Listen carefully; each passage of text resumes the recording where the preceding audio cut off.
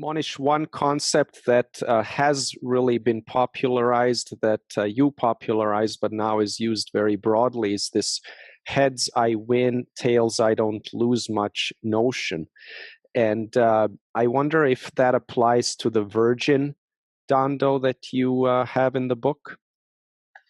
Yeah, so actually, I always get attributed for that quote, and actually, that quote is not mine.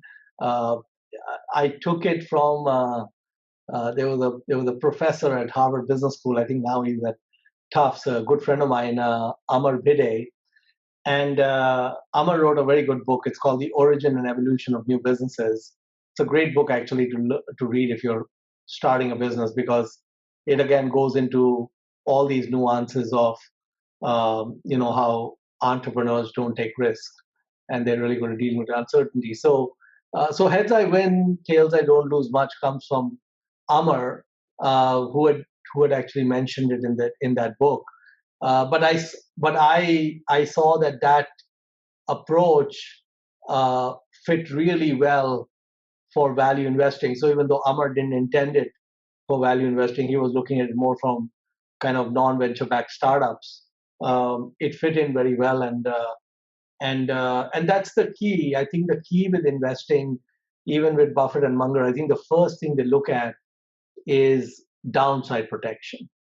So if we as investors, fixate and overdose on downside protection, the upside, many cases, just takes care of itself.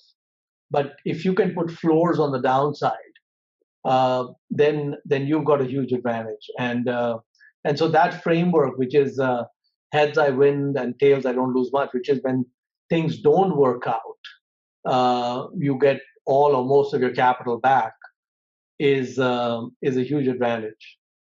And the Virgin Dando, is that essentially where Richard Branson got into the business without a big investment up front?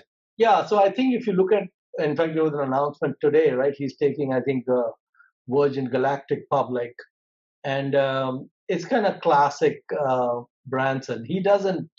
um I mean, Branson throws a lot of stuff up against walls.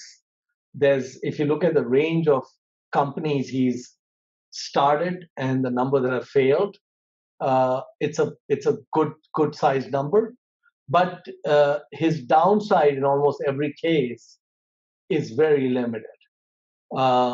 So he's been really good at coming up with business after business where, like the Patels, he fixated on, well, if it doesn't work, what happens?